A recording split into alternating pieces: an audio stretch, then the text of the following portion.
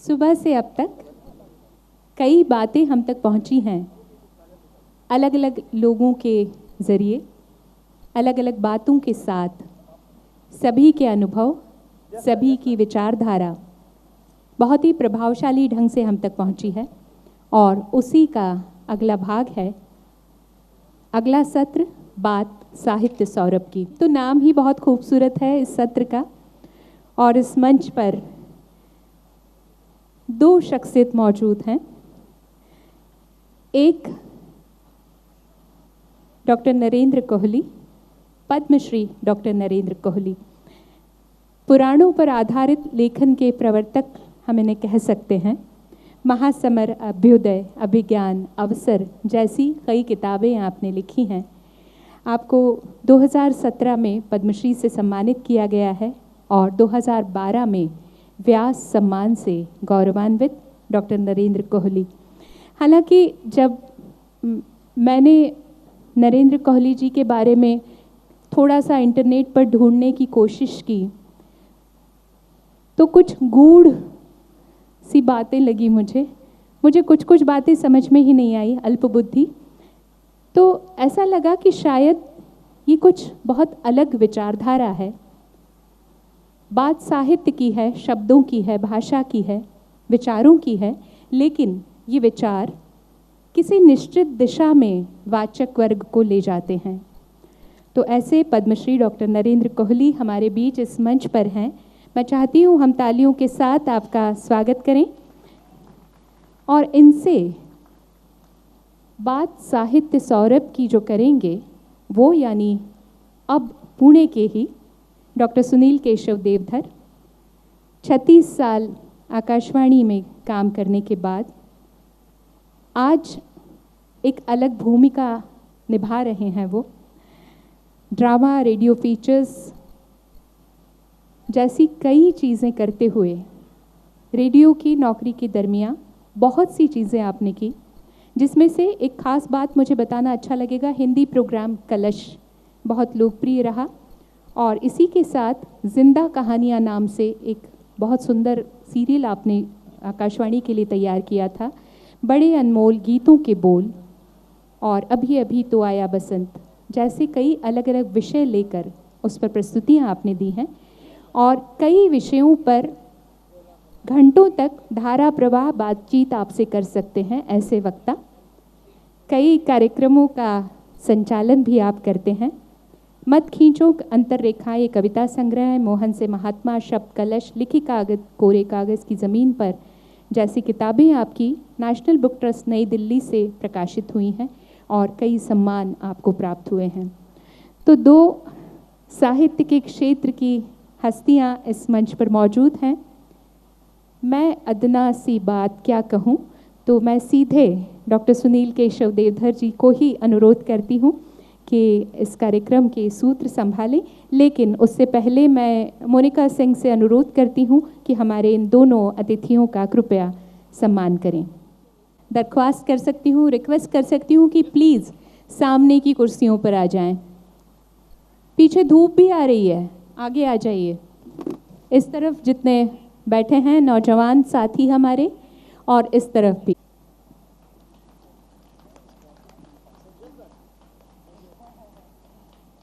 तो चलिए, आपके साथ मैं भी बहुत उत्सुक हूँ बात साहित्य सौरभ की सुनने के लिए। तो आगे बढ़ाते हैं इस सत्र को और डॉक्टर सुनील देवधर से अनुरोध कि कृपया आगे की बात अपने हाथ में ले लें। हेलो। हाँ जी, इस कार्यक्रम का जो शीर्षक है कि बात साहित्य सौरभ की, तो वो भी सुनील जी की दिया हुआ शीर्षक है। तो उन्हीं से सुनते हैं कि क्या है उनके मन में बात साहित्य सौरभ की। धन्यवाद नीरजा जी। आवाज़ आप तक साफ पहुंच रही है जी। मित्रों, क्या संयोग है कि आज 12 तारीख है और ये 12 तारीख भारत के क्षितिज पर उस महान व्यक्तित्व के नाम से अंकित है जिसका नाम है स्वामी विवेकानंद। आज विवेकानंद की जयंती है। विवेकानंद का नाम है नरेंद्र। उनका अस्तित्व, या ये कहिए कि भारत की बात बिना नरेंद्र के नहीं हो सकती, और आज हमारे बीच भी एक नरेंद्र हैं, तो ये एक मणिकांचन संयोग है, सुखद संयोग है। नरेंद्र जी, हम आपका हार्दिक स्वागत करते हैं। और जैसा कि मित्रों, विवेकानंद के संदर्भ में ये कहते हैं कि विवेकानंद का धर्म प्राण जीवन, धर्म में विज्ञान और जीवन में वैज्ञानिक दृष्टिकोण का नया विहान हमारे सामने रखता है। तो जब हम भारत की बात करते हैं तो ये कहा जाता है कि अभिनव भारत को जो कुछ कहना था वो विवेकानंद के मुख से उत्कीर्ण हुआ। अभिनव भारत को जिस दिशा में जाना था उसका स्पष्ट संकेत विवेकानंद ने किया। तो अब प्रश्न ये है कि आपने श्रृंखलाबद्ध विवेकानंद के जीवन पर तोड़ो कारा तोड़ो एक बड़ा बृहद उपन्यास लिखा। नरेंद्र जी, पहला प्रश्न तो आपसे यही है कि जैसा कि संकेत कि भारत को जिस दिशा में जाना था उसका स्पष्ट संकेत विवेकानंद ने किया। आज विवेकानंद का भारत कितना है, कहाँ है, कैसा है?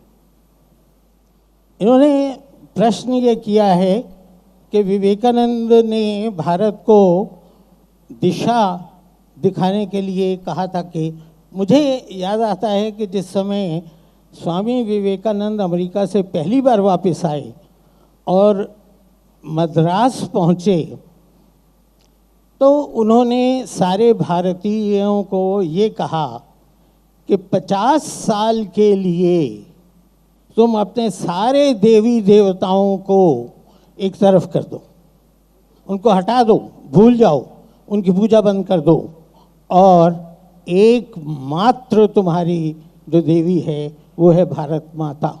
और अगर तुम 50 वर्ष ये करोगे तो तुमको जो कुछ तुम चाहते हो भारत को जिधर ले जाना वो संभव हो पाएगा।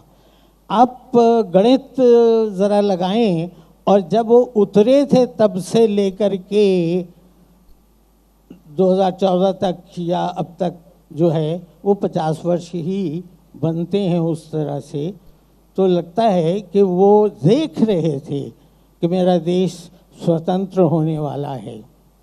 एक बात और इस संदर्भ में है कि जब उनसे अमेरिका में पूछा गया कि भारत में स्वतंत्रता के लिए इतने आंदोलन हो रहे हैं और आप उनमें से किसी में सक्रिय नहीं हैं, तो ऐसा क्या है कि आप विमुख हैं? उन्होंने कहा विमुख नहीं हूँ, बात चरित्र की है।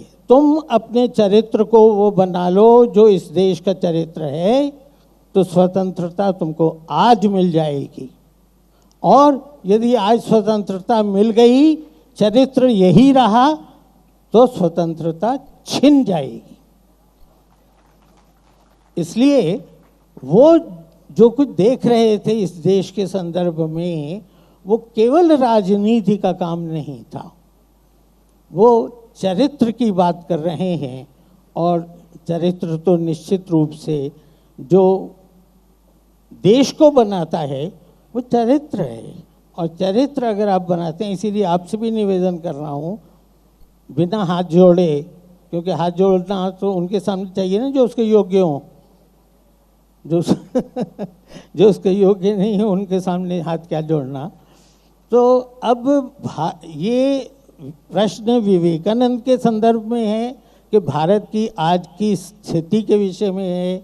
अगर स्थिति के विषय में है तो मुझे कुछ नहीं कहना, मैं राजनीति में नहीं जाऊंगा, मैं भारत के बाकी प्रश्नों में नहीं। विवेकानंद पर जो प्रश्न था उसका उत्तर मैंने दे दिया। विवेकानंद पर जो प्रश्न था उसमें विवेकानंद का जो व्यक्तित्व है उसमें धर्म और विज्ञान, राजनीति और विज्ञान सब कुछ एक साथ प्रतिष्ठित है। और आपने अपने उपन्यास का आधार भी विवेकानंद का पूरा जीवन और चरित्र को बनाया है। तो आप उस पहलू को नहीं छोड़ सकते? हाँ, नहीं, विवेकानंद को तो नहीं छोड़ूंगा। बाकी ये जहाँ मुझे ज़बरदस्ती बांधने की कोशिश कर रहे हैं वहाँ बंधूंगा भी नहीं। चलिए, यहाँ आपसे एक प्रश्न और है, और वो संदर्भ में कि साहित्य, और वो प्रसंग ये है कि साहित्य और राजनीति परस्पर साथ साथ चलते हैं। मुझे याद आता है एक स्मरण, नेहरू जी के ज़माने में रामधारी सिंह दिनकर उनके थोड़े से पीछे थे, किसी कार्यक्रम में जा रहे थे, तो रामधारी सिंह दिनकर 4 सीढ़ियाँ पीछे थे, नेहरू जी का थोड़ा संतुलन बिगड़ा और वो डगमगाए, तो रामधारी सिंह दिनकर जी ने आगे बढ़ के उनको संभाल लिया।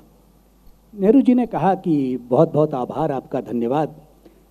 तो दिनकर जी ने कहा कि धन्यवाद की क्या बात है, जब जब राजनीति लड़खड़ाती है साहित्य उसे संभाल लेता है। तो अब आप क्या कहेंगे कि आज राजनीति कितनी लड़खड़ा रही है और साहित्यकार होने के नाते आपकी भूमिका क्या है? देखिए, ये घुमा करके फिर देवधर जी वहीं ले आए। राजनीति किसके आधार पर चलती है? तो समाज के आधार पर, लोगों के आधार पर। भारत की राजनीति भारत की जनसंख्या के हिसाब से, साहित्य जो है वो अपने आसपास के समाज को देख करके चलता है, और उसको जहाँ लगता है कि कौन लड़खड़ा रहा है, किसका हाथ पकड़ना है, वो करता है। तो दोनों के मध्य में समाज है, लेकिन मैं इसको साहित्य और राजनीति का संबंध नहीं मानता। साहित्य का संबंध समाज से, राजनीति का संबंध समाज से, और वो दोनों मिलकर के समाज के लिए जो कुछ कर सकें वो करें, अच्छा करें तो बहुत अच्छी बात है। लेकिन हम ये देखते हैं, एक बात मैं आपको ज़रा यहाँ से दूसरी तरफ ले चलता हूँ। आप ये देखिए कि रामकथा में ऋषियों को राक्षस खा रहे थे, ये तो आप सब जानते हैं। अब ऋषियों के शरीर पर ऐसा कौन सा स्वादिष्ट मांस था जिसको राक्षस खा रहे थे और उनको वो बहुत पसंद था? जो कुछ मैं समझ पाया, 1971 में जब बांग्लादेश का युद्ध हुआ और बांग्लादेश स्वतंत्र हुआ, तब हमको ये पता चला कि पाकिस्तान और अमेरिका से सूचियां बन के आ रही हैं कि वहाँ के जो बौद्धिक नेतृत्व करने वाले बुद्धिजीवी हैं उनको मार डाला जाए ताकि पिछड़े हुए लोगों को बौद्धिक नेतृत्व नहीं मिले। सारी रामकथा में आप देखेंगे कि जो ऋषि है वो राष्ट्र का निर्माता है। दशरथ को पता नहीं चल रहा कि कहाँ आ गई ताड़का, जनक को पता नहीं चला कि कहाँ आ गई ताड़का, उन दोनों के राज्य के बीच में मलद और करूष को वो खा गए, लेकिन पता चला विश्वामित्र को, और विश्वामित्र राम को लेकर के गए। ये एक उदाहरण है। लेकिन उसके साथ साथ आगे बढ़ते जाएं तो आप ये देखें कि जो शासक जो है वो केवल अपने राज्य की रक्षा करता है, और ऋषि जो है वो पूरे राष्ट्र के परिकल्पना, उसकी कल्पना, उसको सुनना, उसके कष्टों को समझना, उसको सुधारना, उसको आगे बिगाड़ना, ये काम ऋषि का है। तो ऋषि और बुद्धिजीवी में कोई बहुत अंतर है नहीं। ये मत समझिए कि ऋषि का मतलब वो दाढ़ी वाला, जटाओं वाला, जंगल में रहने वाला। आज का बुद्धिजीवी भी वही है, अगर बुद्धि सही मार्ग पर चल रही है तो। अगर सद्बुद्धि है तो वो भी ऋषि है। लेकिन मांडकर्णी नाम का एक ऋषि भी आपको रामकथा में मिल जाएगा। राम जा रहे हैं, सरोवर है, बीच में से एक महल है, उसमें नाचने गाने की ध्वनियाँ आ रही हैं। राम पूछते हैं ये क्या है दंडक वन में? तो उनको बताया जाता है कि मांडकर्णी नाम का एक ऋषि था, उसने बहुत तपस्या की, और उस तपस्या के पुरस्कार स्वरूप अग्नि ने उसको अप्सराएं दान में दी या पुरस्कार में दी। जो ऋषि अप्सराओं के लिए लिखता है, जो ऋषि पुरस्कार में अप्सराएं मांगता है, जो ऋषि पुरस्कार मांगता है, वो बुद्धि जो है वो सही मार्ग पर नहीं चल रही। इसलिए हम ये नहीं कह सकते कि केवल राजनेता ही समाज को या देश का, आज तो बहुत ही बुरी हालत है कि पूरा का पूरा वर्ग ऐसा है कि भारत को तोड़ने पे लगा हुआ है, लेकिन उनका साथ देने वाले बुद्धिजीवी भी तो हैं कि पुरस्कार वापसी करेंगे, इस देश में रहते हुए डर लगता है, इत्यादि इत्यादि ऐसी बहुत सारी बातें हैं जो ये बताती हैं कि वो कौन से बुद्धिजीवी हैं जो देश को इस तरफ ले जा रहे हैं। तो बिगाड़ने का काम भी दोनों कर सकते हैं, सुधारने का भी कर सकते हैं। आर्ष ग्रंथ हम कहते हैं व्यास और वाल्मीकि के ग्रंथों को, क्योंकि जब वो लिख रहे थे तब भी वो ऋषि थे, लिख के उठ गए तो उनके ग्रंथ उतने ही आर्ष रहे, ऋषि तत्व उसमें उतना ही रहा। हम सारे लेखक भी जब लिख रहे होते हैं तो हम ऋषि होते हैं, लेकिन जब उड़ जाते हैं तो ऋषि होंगे या राक्षस होंगे ये हमको खुद पता नहीं। निस्संदेह लेखक का काम भी उतना ही कठिन है, क्योंकि अगर शायरी या कविता की भाषा में कहूँ तो ये कहा जाता है कुछ भी लिखना सरल नहीं है, पूछो हम फनकारों से, हम सब लोहा काट रहे हैं कागज़ की तलवारों से।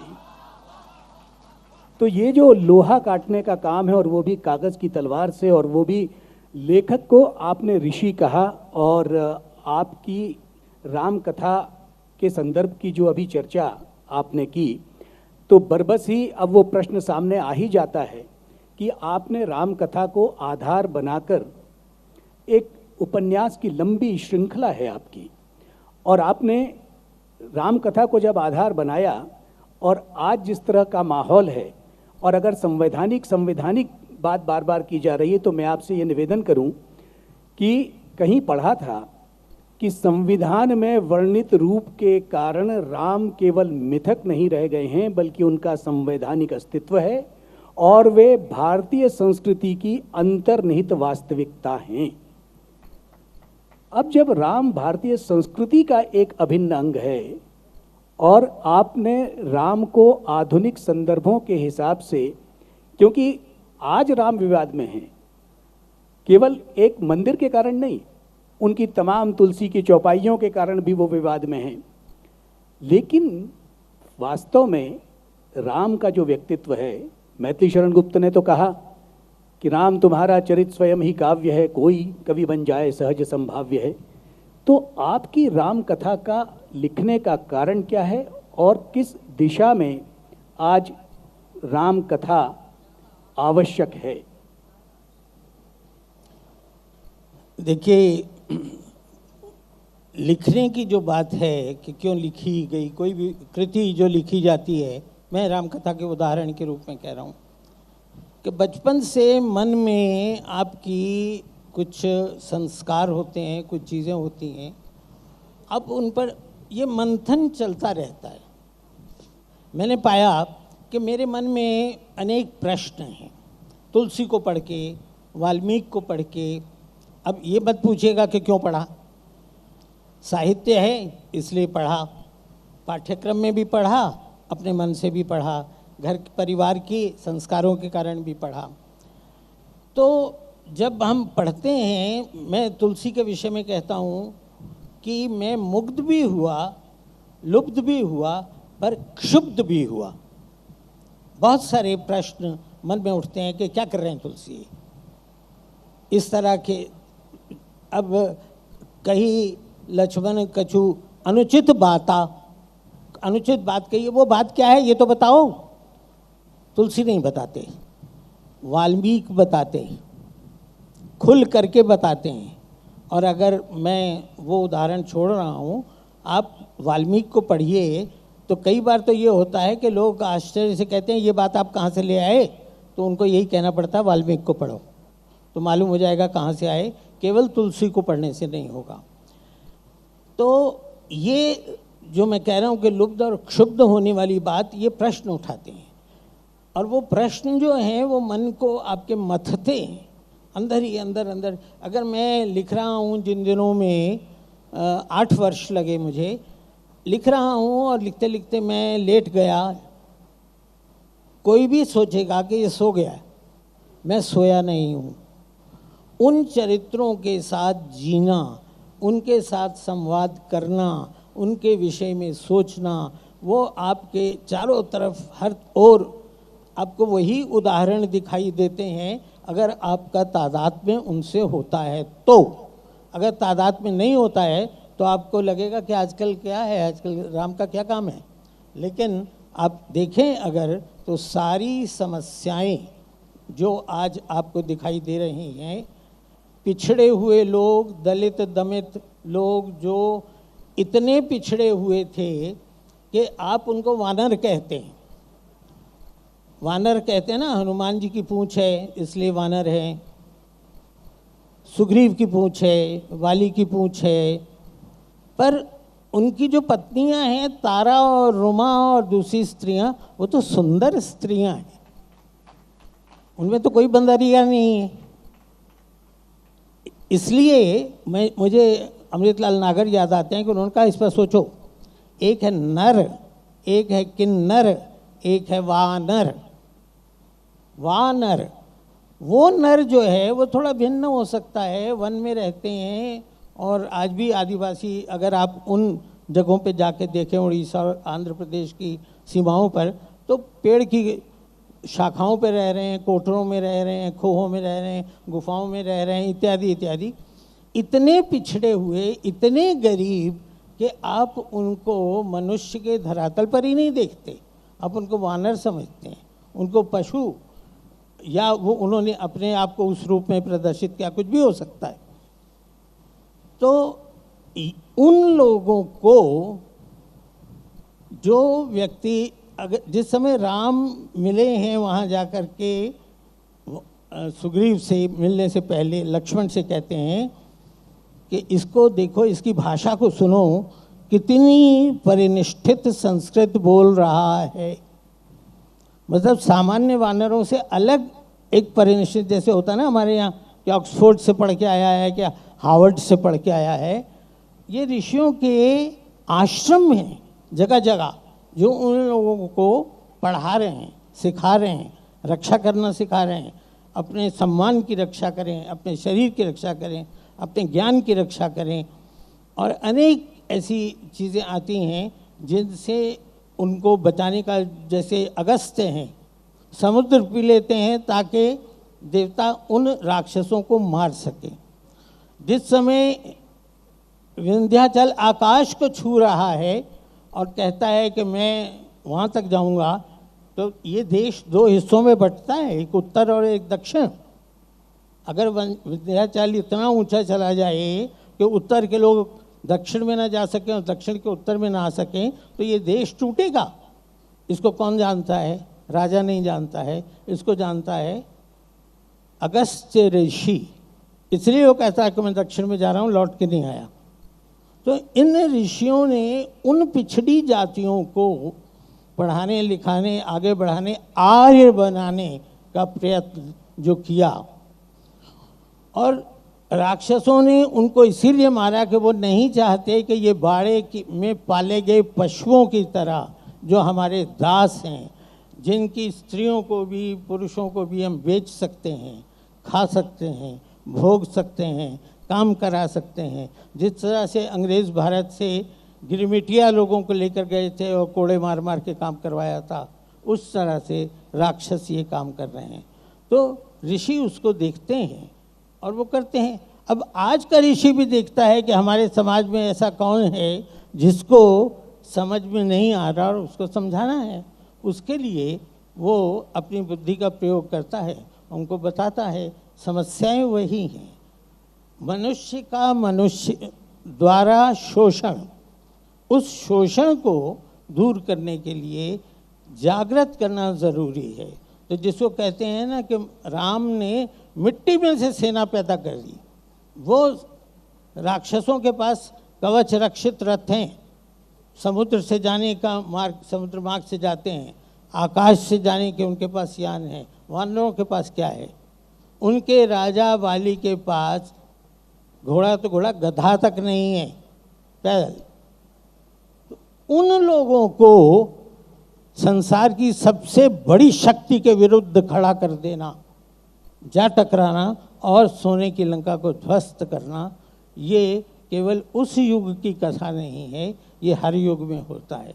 आज भी आपको इसकी ज़रूरत है। कोहली जी, आपकी रचना का जो मूल स्वर है वो ऐसा नहीं है कि आपने अन्य सामाजिक विषयों पर नहीं लिखा, नाटक भी लिखे, व्यंग भी लिखे, लेकिन जो रचना का मूल स्वर है वो भारतीयता, आध्यात्म, पुराण से भरा हुआ है। और महासमर की जो आपने रचना की, मुझे लगता है कि संपूर्ण महाभारत की कथा पर केंद्रित, पांडव कथा, महाभारत पांडव कथा, तो इतना लंबा उपन्यास, लेकिन पांडव आएंगे तो फिर स्वाभाविक है कि महाभारत तो है ही साथ में।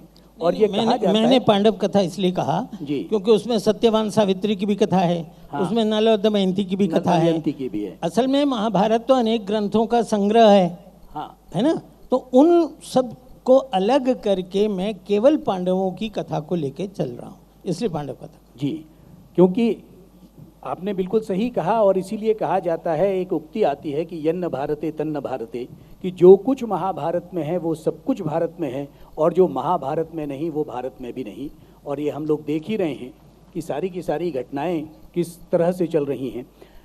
जिन सामाजिक संदर्भों की, आपकी सामाजिक उपन्यासों की रचना की हम बात कर रहे हैं, उसमें एक साथ सहा गया दुख, शायद सिर्फ 2.5 पात्र, दो मुख्य पात्र और एक बच्ची, शायद 2.5 पात्र, इतना बड़ा उपन्यास सिर्फ 2.5 पात्रों के बीच कैसे बुना?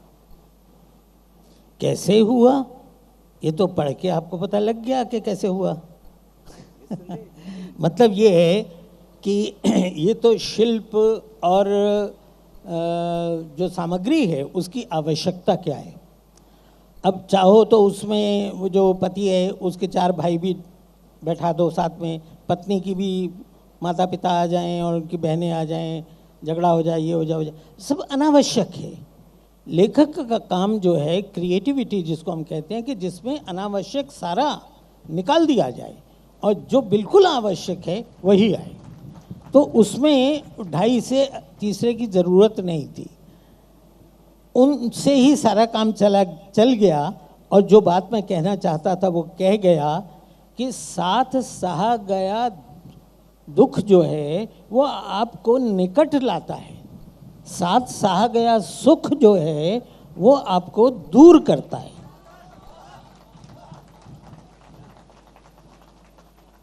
निस्संदेह मनुष्य जीवन के लिए दुख अगर व्यक्तिगत स्तर पर नहीं भी है, दुख का अभाव भी है, तो दुख का भाव बना रहना चाहिए, ऐसा लगता है।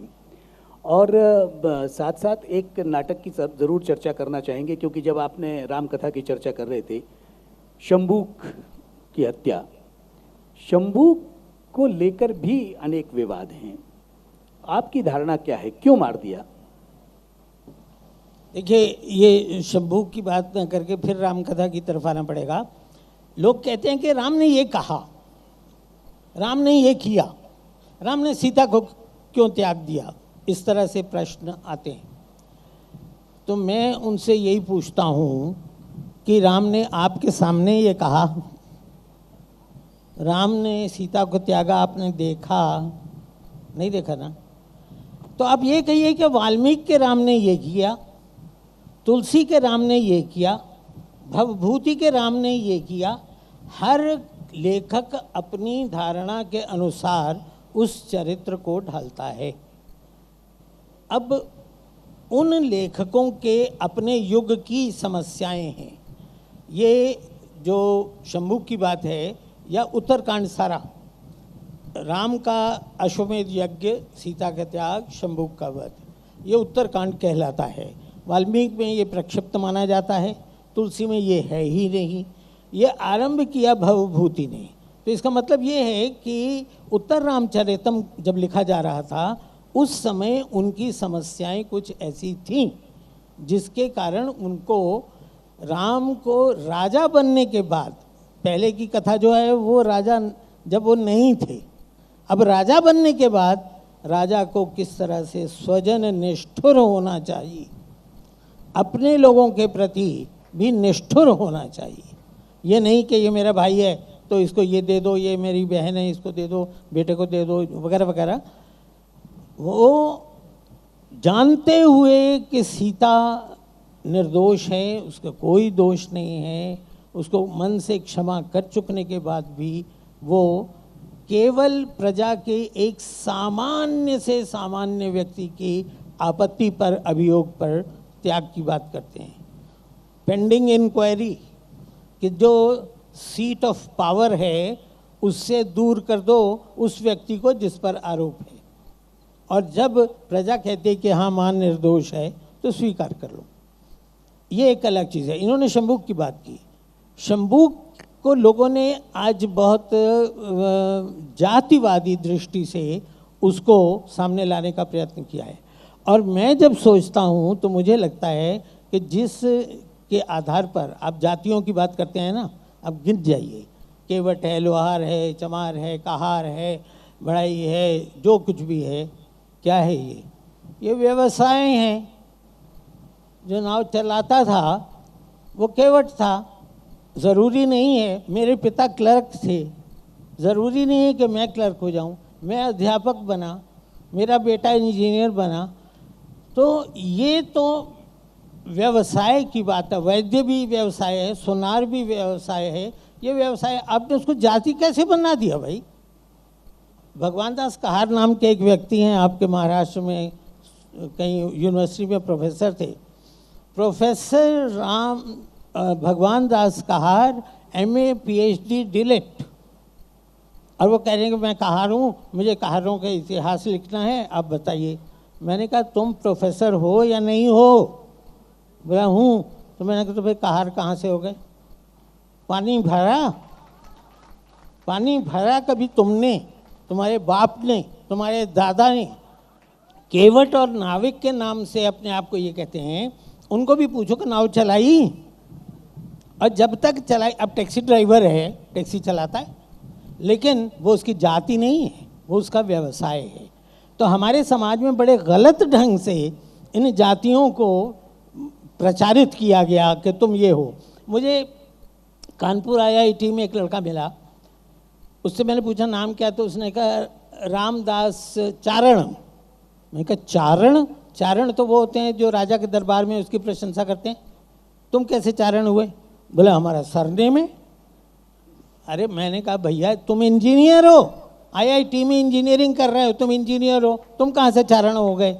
लेकिन वो माने ही नहीं, वो कहे हमारा तो सरनेम है। तो वैसे ही एक मेवा फरोश मुझे मिला, वो भी कुछ इसी तरह के इंजीनियर था, और वो कहता है कि मेवा फरोश यानी मेवा बेचने वाला, ये हमारा सरनेम है। तो इस चीज़ को हमको वर्ण और जाति को ठीक से समझना चाहिए। यहाँ जो प्रश्न इनका था शंभूक वाला, मेरे मन में एक ही बात आती है कि कथा ये कहती है, जो ब्राह्मण ने कहा कि अगर वो ब्राह्मण ना हो, कोई हो, अगर मेरी तपस्या से किसी की मृत्यु हो रही है, किसी की संतान मर रही है, मैं कैसी भी तपस्या करूं, अगर मेरी तपस्या के कारण किसी की मृत्यु हो रही है तो उसके लिए मैं अपराधी हूँ। मैं समझता हूँ कि शंभूक की उस कथा में ये जो बात आती है कि एक वो क्या तपस्या कर रहा था हम नहीं जानते, कैसी तपस्या कर रहा था हम नहीं जानते, लेकिन उसके कारण कोई मर रहा है, और वहाँ भभूति ने राम से कहलवाया अपने हाथ से इसका सिर काटूंगा। तो वो कोई जाति के कारण नहीं है, राजा है, उसका काम है न्याय करना, लोगों को, पापियों को, अपराधियों को।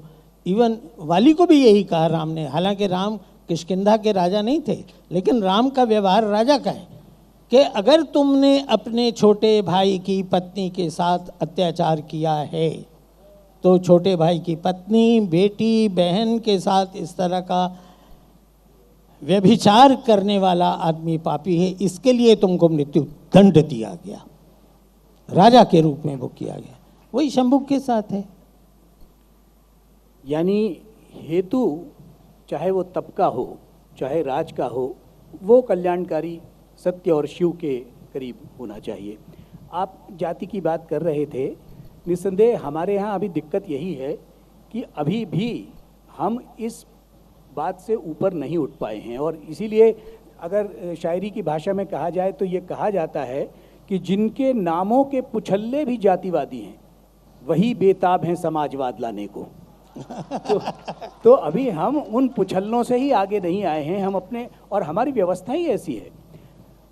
कुछ चूंकि आपने पिता का भी जिक्र कर लिया, बीच में एक वाक्य आया, आप जो हमने पढ़ा है और आपके व्यक्तिगत जीवन के ये 2 प्रश्न हैं कि इतना बड़ा लेखक मित्रों हमारे बीच में है और जिसकी माँ एक अक्षर भी पढ़ना नहीं जानती थी, जो हमने पढ़ा है, अभी आपसे उस बात की पुष्टि होगी। निरक्षर थी, निरक्षर माँ थी, और पिता सिर्फ 7वीं या 8वीं पास थे, जिन्होंने उर्दू में लिखे हुए कुछ 3-4 अपनी रचनाएं विरासत के रूप में आपको सौंपी। तो वहाँ से लेकर के आज नरेंद्र कोहली पद्म विभूषण और पद्मश्री विभूषण आप दिलवा दें तो बात और है। अगर कोई बात निकलती है तो दूर तक जाती है, जाएगी। तो इतने पुरस्कारों से आज आपको सम्मानित किया गया है। तो ये जो जीवन की यात्रा है, हमारे बहुत से युवा आपके सामने हैं और वो आपको बहुत ध्यान से सुन रहे हैं। तो जीवन की यात्रा कैसी होनी चाहिए और किस दिशा से आप चले और इस मुकाम पर पहुँचे? देखिए, जो मेरे घर की जो बातें उन्होंने कही, ये सही है कि मेरे पिता की आंखों का रोग था, इसलिए वो बहुत उच्च शिक्षा प्राप्त नहीं कर सके। लेकिन लेखक बनना न बनना या क्या बनना है, ये तो भगवान कृष्ण ने गीता में कहा कि जन्म के समय मैं तुमको वो स्वभाव देता हूँ जो पिछले तुम्हारे हजारों वर्षों के कर्मों का फल है। तो वो तो लेके हम पैदा होते हैं, वो इच्छा हमारे भीतर होती है। तो मेरे पिता के मन में भी था कि वो लेखक बने, लिखते पढ़ते थे। आखिर तक बुढ़ापे में भी हमने देखा कि नाक के साथ पुस्तक सटा करके इतने पास से पढ़ते थे। पढ़ने का शौक़ था, लेखक बनना चाहते थे। शायद उनकी किशोरावस्था में या युवावस्था में लाहौर से निकलने वाली अखबार प्रताप में 2-1 कहानियाँ छपी थी, लेकिन उसके बाद वो आगे उधर नहीं, घर गृहस्थी में लग गए। नौकरी पढ़े लिखे थे नहीं, क्लर्क किसी तरह से हमारे दादा ने उनको लगवा दिया, तो वो काम करते रहे। लेकिन जब उन्होंने मुझको लिखते छपते, अच्छा मज़े की बात यह कि वो तो उर्दू और अंग्रेज़ी जानते थे, मेरी कोई पुस्तक तो वो पढ़ नहीं सकते थे। तो मेरी पुस्तक जब आती थी तो उस पर प्यार से हाथ फेरते थे, अक्षरों पर हाथ फेरते थे। तो उनको लगा कि अब समय है कि मैं भी कुछ लिखने का प्रयत्न करूं, पिछला जो कुछ भी है। तो हमारे परिवारों की जो कहानियां होती हैं, उस तरह की कुछ कहानियां लिख करके उन्होंने मुझे 3 पांडुलिपियां दी। मैंने बहुत कोशिश की कि वो उनकी भाषा में, उर्दू में थी वो, उनकी भाषा में, उन्हीं के शब्दों में, उन्हीं के नाम से वो छपे। लेकिन वो इतना पुराना माल, जिसको कहते हैं सामग्री, इतनी पुरानी थी, और मेरा उर्दू प्रकाशकों से कोई ऐसा संबंध नहीं था कि मुझे लगा कि ये हो नहीं, बहुत कोशिश करने पर भी हो नहीं पाएगा। तो फिर अंततः ये था कि ये बिल्कुल बेकार न जाएं। तो उनमें से एक में से कुछ पृष्ठ लेके मैंने जंगल या जंगल की कहानी नाम से उपन्यास लिखा। वो मेरे दादा ने 2 विवाह किए थे, तो वो दादा के 2 विवाहों की और दोनों की झगड़ों की और घर की, उस तरह की कहानी थी। 25 पृष्ठ मैंने उसमें से लिए। और आज कहने में हमको संकोच नहीं है कि जिनसे विवाह हुआ था, हमारी जो सगी दादी थी, वो हमारे दादा को पसंद नहीं आई। अब कारण तो वही जानते हैं, नहीं पसंद आई, कोई क्या करेगा। तो वो चूँकि वन विभाग में थे और हिमाचल में ऊपर कहीं उनकी ड्यूटी थी, वहाँ से आते हुए एक पहाड़न, सुंदर सी पहाड़न साथ ले आए। वो दूसरी दादी हमारी हो गई। पर बिरादरी का उस समय बड़ा ज़ोर होता था। बिरादरी ने घेरा कि ये ठीक नहीं है, आप ये नहीं कर सकते। तो उनका कहना था कि मैं कर सकता हूँ तो ही कर रहा हूँ, तुम कर सको तुम भी कर लो। लेकिन खैर बिरादरी ने उनको मजबूर किया कि इसको इसके गांव छोड़ कर आओ। तो गए उसको गांव छोड़ने, लेकिन मन नहीं लगा तो लौटते हुए तीसरी ले आए। अपने परिवार की रोमानी प्रवृत्ति की बात आपको बता रहा हूँ। तो इसको भी एक उपन्यास के रूप में लिखा। तो जो सामग्री मुझे लगा कि काम आ सकती है उसका किसी तरह से उपयोग कर लिया गया। और लेकिन उसमें दिक्कत यही है कि वो सब मेरे नाम से छपा, मेरे पिता के नाम से नहीं छपा। आपने उद्घाटन के समय पुस्तक को लेकर एक बात कही थी। आज का जो सिनेरियो है, आज का जो परिदृश्य है, उसमें पाठक को दर्शक के रूप में तब्दील कर दिया है। ये दृश्य माध्यमों के वर्चस्व का समय हम कह सकते हैं, जहां वाचक जो है वो श्रोता हो गया है और पाठक जो है वो दर्शक बन चुका है। अब ऐसे इलेक्ट्रॉनिक माध्यमों के इस वर्चस्व के समय में आप पुस्तक की बात सुबह कर रहे थे, तो पुस्तक के भविष्य को लेकर आप क्या कहेंगे? सुबह हमारी थोड़ी सी चर्चा नेपथ्य में हुई थी, अब उसको प्रकट कर रहे हैं क्योंकि उन्होंने खुद ही छेड़ दिया। लोग बहुत डरते हैं कि पुस्तक समाप्त हो जाएगी। मैं कहता हूँ कि शब्द जो है वो जब श्रुति परंपरा थी तब भी वही था, जब हाथ से लिखना शुरू किया तब भी वही था, जब छपने लगे तालपत्र, भोजपत्र, कागज़, कुछ भी कहिए, शब्द तो वही रहा, लेखक ही रचता उसको रहा। आज अगर एक पुस्तक पर, आखिर तो हर फिल्म के पहले उसका प्रोड्यूसर या डायरेक्टर जाके एक लेखक ढूंढता है, कह रहा हो भाई स्क्रिप्ट लिखो, बिना स्क्रिप्ट के क्या बनाएगा वो। इसलिए जो पांडुलिपि है, जो पुस्तक है, जो क्रिएटिविटी है, वो तो आज भी उतनी ही अनिवार्य है। और मैं इनको उदाहरण दे रहा था कि जिस समय अब ये नई देवदास फिल्म बनी शाहरुख वाली, तो डायमंड बुक्स ने, उनके जो मालिक हैं, उन्होंने मुझे बताया कि हमने उसके ऊपर माधुरी दीक्षित और शाहरुख खान की फ़ोटो है देवदास पर, 2 दिन में 20,000 प्रतियां बेच डाली।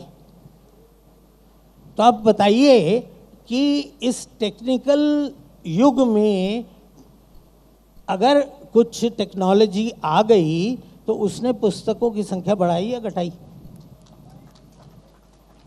हमारे सारे प्रकाशक जिनको मैं जानता हूँ दिल्ली में, उन सबकी कोठियाँ पहले से बड़ी हो गई, उनकी गाड़ियाँ बड़ी हो गई, उनके बेटे और बहुएं उसी व्यवसाय में आ गए, उनकी बेटियाँ और दामाद उसी व्यवसाय में आ गए।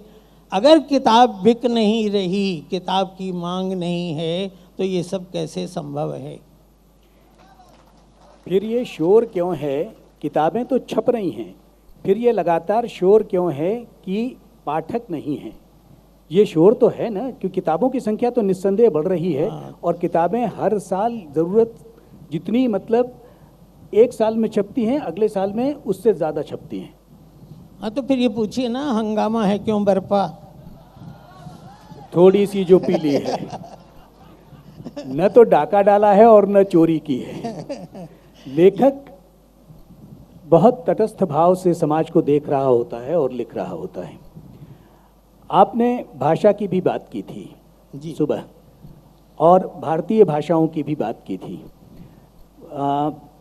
जिस तरह से भारतीय भाषाओं का भविष्य है, मुझे राशिद का एक शेर याद आता है, और वो चिंता करता है भाषा की, और वो ये कहता है कि मेरी खुदा से बस इतनी इल्तिजा है राशिद, मैं जो उर्दू में वसीयत लिखूं बेटा पढ़ ले।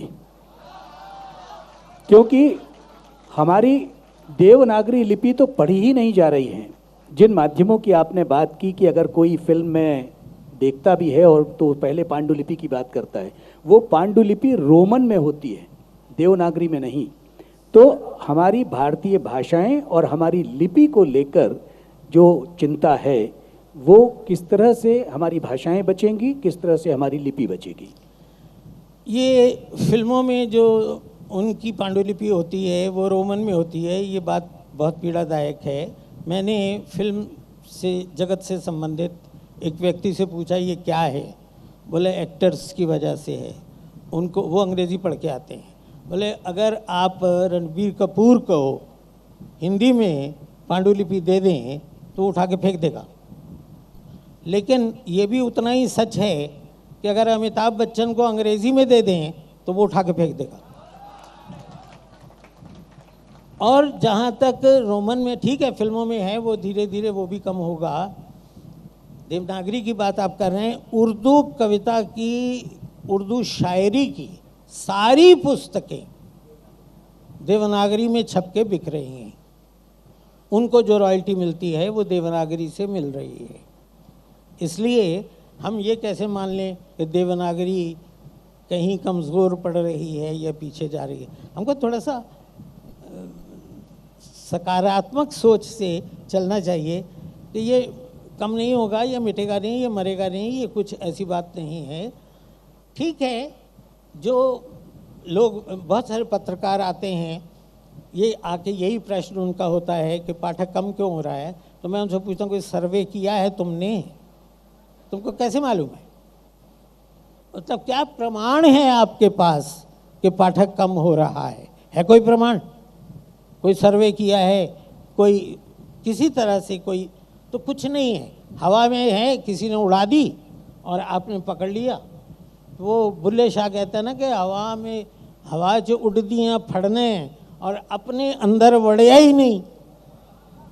जो हवा में उड़ रहा उसको तो पकड़ रहे हो, अपने भीतर कभी तुमने प्रवेश करके अपने आप को जानने की कोशिश नहीं की। तो ये वैसे ही लोग हैं कि किसी ने कह दिया, वो 18 साल का लड़का है, पत्रकार बन गया, उसने सुन लिया, वो आ गया और पहला सवाल दाग दिया कि किताबें तो बंद हो रही हैं, आपका क्या होगा? तो हमारा कुछ नहीं होगा, हम बहुत प्रसन्न हैं। आप पुस्तक के भविष्य को लेकर भी आश्वस्त हैं और आप लिपि को लेकर भी आश्वस्त हैं। बिल्कुल। तो इस आश्वस्ति के पीछे भी तो कोई ठोस कारण होगा। ठोस कारण ये है कि सबसे ज़्यादा वैज्ञानिक लिपि जो है वो देवनागरी लिपि है। आज कंप्यूटर का साइंटिस्ट भी कहता है कि भाई संस्कृत या देवनागरी में हमको काम करना है। तो हिंदी देवनागरी में लिखी जा रही है, मराठी देवनागरी में लिखी जा रही है, नेपाली देवनागरी में लिखी जा रही है। जो बोलियां जिनकी अपनी लिपि नहीं थी, कोंकणी, उसको देवनागरी लिपि दी गई और भी दी जा रही हैं। तो ये चूँकि वैज्ञानिक लिपि है, इसलिए उसकी मांग तो बढ़ेगी बढ़ेगी। सारी टेक्नोलॉजी जो है जब वो काम करने आएगी अपनी देशी भाषाओं में, तो देवनागरी में उसको करना होगा, अब वो करेगी। आपने न केवल उपन्यासों की रचना की, कहानियाँ भी लिखी और व्यंग भी लिखे। आपका एक कैरेक्टर था राम लुभाया, और उस राम लुभाया के माध्यम से आपने बहुत मार्मिक बात की है। हास्य और व्यंग का जो अंतर है और मूल रूप से व्यंग की जो करुणा है, उसको लेकर आप क्या कहेंगे? देखिए, मैं ये मानता हूँ कि जैसे मेरे भीतर कथा के लिए, चरित्रों के लिए मोह था। घटना हो तो मुझे अच्छा लगता है, मैं उसको पकड़ता हूँ तो कथा लिखता हूँ। उसी तरह से एक दूसरी चीज़ होती है, वो है कटाक्ष। मुझे ये लगता है कि मेरे बहुत सारे परिचित मुझसे इसलिए नाराज़ होते हैं क्योंकि मैं कटाक्ष करता हूँ। मैं कटाक्ष करता हूँ, मेरे अंदर वो है। मुझको वो कोई चीज़ जब विडंबना दिखाई देती है तो मैं, अब एक आदमी बस स्टॉप पे मैं खड़ा हूँ और वो मुझका मेरा परिचित है, कहता है कि तुम अमेरिका से आ गए, तो उसको क्या जवाब दूँ कि मेरा भूत खड़ा है यहाँ, अगर मैं अमेरिका से नहीं लौटा तो कहता है यार कभी सीधी बात नहीं करते तुम। मैंने कहा तुम्हारा प्रश्न सीधा होना चाहिए ना, ये क्या बात हुई भाई कि तुम अमेरिका से आ गए और दिल्ली के खड़े हो एक बस स्टॉप पे। तो ये कटाक्ष की प्रवृत्ति जो होती है, ये आपको तड़पाती है जब आप किसी का दुख देखते हैं। उस करुणा से उपज करके जो क्रोध पैदा होता है, आक्रोश पैदा होता है, वो आपको व्यंग्य लिखने पर बाध्य करता है। तो मेरे मन में बचपन से ये था और मैं व्यंग्य लिखता रहा हूँ। और सबसे पहले तो एक कहानी लिखी व्यंग्यात्मक, जो मेरे भाई, ये भी आपको एक घटना सुना दें समय अगर है तो। मेरे घर में मुझसे बड़ा कोई पुरुष हिंदी नहीं जानता था, सब उर्दू पढ़ते थे, अंग्रेजी पढ़ते थे। तो मैं कहानियाँ जो लिख रहा था कोई नहीं पढ़ पा रहा था। मेरी बहन थी जो हिंदी जानती थी, वो पढ़ती थी, वो चुप बैठी रहती थी। बड़े भाई का विवाह हुआ, भाभी हमारी आई पंजाब से, वो हिंदी पढ़ी हुई थी, उन्होंने कहानियाँ पढ़ी और उन्होंने मेरे भाई को, उनको कहते हैं कि पत्नी क्या होती है, रात की टीचर होती है, और पता नहीं क्या क्या पढ़ा दिया उनको कि ये क्या लिख रहा है आपको पता भी है, आप बड़े खुश हैं कि मेरा भाई लेखक बन रहा है, ये सब लिख रहा है, पता नहीं क्या बताया, मुझे नहीं मालूम। सुबह उठ के मेरे भाई ने मुझे बुलाया। मैं ऐसा तो नहीं हूँ जैसा तूने लिखा है। मैंने कहा आप ऐसे नहीं है ना? बोले नहीं। मैंने कहा तो ये कहानी आप पर है, ये आपको किसने बताया? जब आप ऐसे हैं ही नहीं तो ये कहानी तो आप पर नहीं है, और अगर आप ऐसे हैं, कहानी सच है, तो सच बोलने से आप नहीं रोक सकते मुझको। ये कटाक्ष वाली प्रवृत्ति जो है, और ये शुरू होती है घर से और जाती है सरकार तक, बाद में वो समाज से होते हुए सरकार तक जाती है। और मज़े की बात ये है, ये शंभू की हत्या की चर्चा इन्होंने की, दीक्षा रामकथा का पहला खंड, ये इमरजेंसी के दिनों में लिखा गया और इमरजेंसी के दिनों में छपा।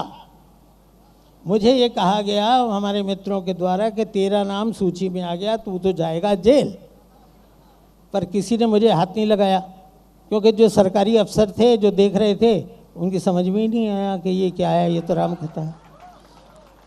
तो उस सारे कटाक्ष को कलात्मक ढंग से कह देना कि आप अपनी बात भी कह जाएं और पकड़ में भी ना आए, ये होती है कला। सबसे सरल और सीधा माध्यम कविता का माना जाता है, और हमारे तो काव्य की जो बीज है, जो जन्म है साहित्य का, वो कविता से ही माना जाता है। आपने कविता को छुआ तक नहीं, एक भी पंक्ति, यद्यपि ये कहा जाता है रसात्मकम वाक्यम काव्यम, प्रत्येक रस से भरा हुआ वाक्य ही काव्य है, लेकिन जिसे कविता कहा जाता है, आपने आज तक एक भी पंक्ति शायद नहीं लिखी। कविता की तरफ आप क्यों नहीं गए? कविता ने मुझे नहीं छुआ, मैं तो तब छूता। मैं शब्दों में बंधी हुई कविता की बात कर रहा हूँ। देखिए, ऐसा है कि ऐसा नहीं होता कि कोई बच्चा किशोर हो और वो कविता की ओर न जाए।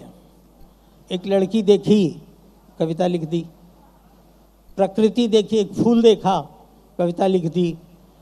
तो आप सोच सकते हैं कि कॉलेज के आरंभिक दिनों में मैंने भी 4-5-6 कॉपियाँ अपनी भरी ही थी कविताओं से। मैं जब दिल्ली एमए करने के लिए आया तो मैंने यहाँ पर जो हमारे मित्र लोग थे, कुछ सीनियर कुछ साथ के, उनकी एक गोष्ठी में एक कविता पढ़ के सुनाई। तो रमेश गौड़ नाम के कवि थे, अब देहांत हो गया उनका, उन्होंने कहा ये कविता नहीं है। मैंने कहा क्यों नहीं है? बोले क्योंकि ये पूर्व विचारित है, ये गद्य है, कविता वो नहीं होती। उस दिन से मैंने समझ लिया कि मुझ में कविता नहीं है, और भी हजारों कवि हैं जिनमें कविता नहीं है।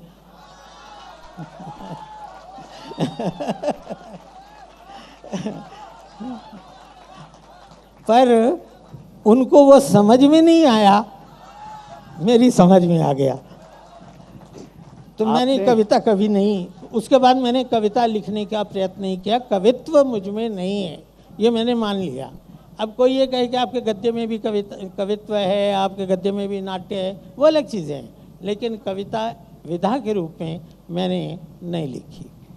आपने जिस प्रसंग की चर्चा की मुझे याद आता है, दोनों कवियों के बीच का संवाद है। नाम उनके यहाँ नहीं लूँगा, लेकिन एक कवि ने कहा अपने साथी समीक्षक कवि से कि आप मेरी कविताओं पर कभी कोई बात नहीं करते, कुछ तो कहिए मेरी कविताओं के बारे में। तो उन्होंने कहा कि ऐसा है कि मैं तुम्हारी कविताओं का पद्यानुवाद करना चाहता हूँ। तो जो आपने कहा कि कविता में कविता का तत्व धीरे धीरे गायब हो रहा है, निस्संदेह कविता गद्य की तरफ बढ़ रही है, और ये भी थोड़ा सा चिंता का विषय तो कहीं ना कहीं है।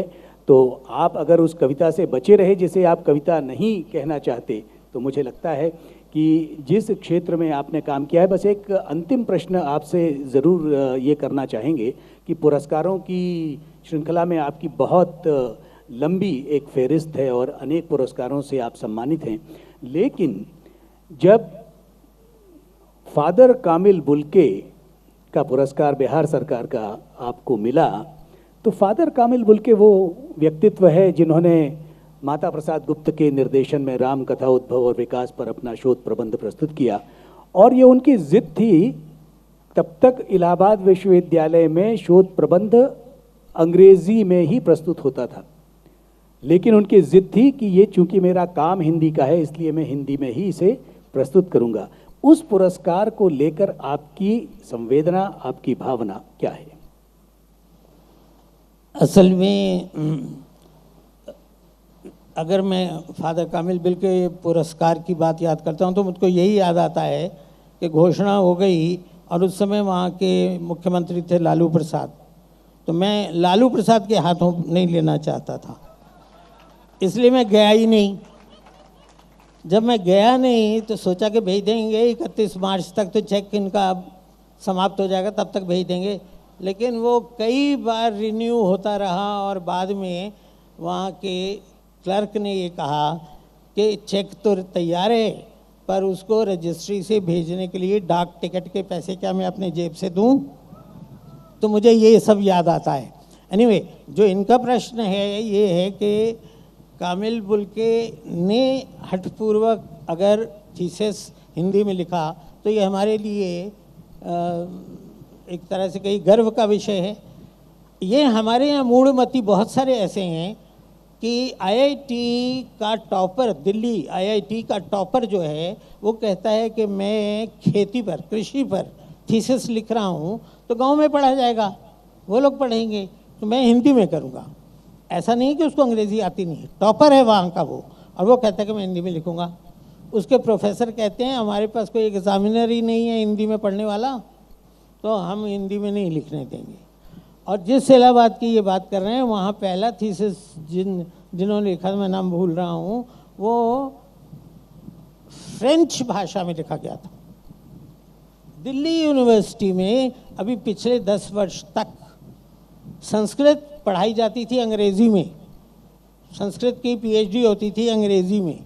तो इस तरह की बहुत सारी चीज़ें हमारे यहाँ जो जिसको हम कहें कि अटपटी हैं, गलत हैं, इलॉजिकल है कि क्यों भाई जब संस्कृत में आप पढ़ रहे हैं तो संस्कृत में पढ़िए ना, संस्कृत में बात कीजिए। अब संस्कृत के विषय में बात करेंगे अंग्रेज़ी में। तो ये इस तरह की बहुत सारी चीज़ें हैं। कामिल बुल्के ने उसको थोड़ा सा सुधार दिया, इसके लिए हम उनके कृतज्ञ हो सकते हैं। नरेंद्र कोहली जी, भाषा, साहित्य, राजनीति, धर्म, आध्यात्म, व्यक्तित्व, सभी विषयों को लेकर और आपसे लंबी बातचीत हुई, और ये बातचीत कभी भी इस अर्थ में विराम नहीं ले सकती, क्योंकि वो कहते हैं ना कि बात हर बात को नहीं कहते, कोई बात मुश्किल से बात होती है। तो जो मुश्किल से ये बात हुई है और ये बहुत दूर तक जाएगी, और सारी भाषाओं को लेकर जिस तरह का आज का ये दक्कनी अदब के तत्वावधान में भारतीय भाषाओं को मिलाने का जो प्रयास है, तो आज हिंदी, मराठी और उर्दू के संदर्भ में ही बात हुई, बीच में थोड़ी अंग्रेज़ी आ गई थी। भाषा में कोई दिक्कत नहीं है, लेकिन इतना ज़रूर कहूँगा कि जब ये हिंदी, उर्दू और मराठी का मंच है और भाषा तो माँ होती है, यहाँ बात को विराम देता हूँ, आपको धन्यवाद कहते हुए, दक्कनी अदब के इस आयोजन के प्रति आभार व्यक्त करते हुए कि ना मैं हिंदी, उर्दू न मराठी का हवाला लिखूँ, ना मैं हिंदी उर्दू न मराठी का हवाला लिखूं, माँ तो बस माँ है, बताओ मैं उसे क्या लिखूं। बहुत बहुत धन्यवाद, आपने बहुत इत्मीनान से सुना और हमारा सौभाग्य है कि कोहली जी आज हमारे बीच रहे। विवेकानंद के इस जयंती के दिवस में विवेकानंद नरेंद्र जी के साथ में हमारी बात निस्संदेह एक नवे विहान की रचना करेगी। बहुत बहुत आभार। हेलो, बहुत बहुत शुक्रिया आप दोनों का। तो आप लोगों ने जिस तरह ध्यान से सुना और जिस तरह से जो प्रतिक्रियाएं मैं आपकी देखता रहा, उससे मैं तो प्रसन्न होके जा रहा हूँ। जी, सबसे ज़्यादा प्रसन्न तो मैं भी हूँ, क्योंकि इतनी अच्छी दाद इस प्रोग्राम से जो शुरू हुई है तो ये रात तक यूं ही चलती रहेगी। तो उसका सारा जो श्रेय है वो आप दोनों को देती हूँ कि बहुत अच्छी बातें साहित्य सौरभ की बात के साथ आप तक पहुँचाई और मज़ा आया बहुत सुनने में। और आपकी जो दाद मिली उसने भी ये बताया कि इस तरह की बातें अगर मंच से होती रहें तो ज़रूर हम सुनना पसंद करेंगे। तो आपका बहुत बहुत शुक्रिया अदा करती हूँ।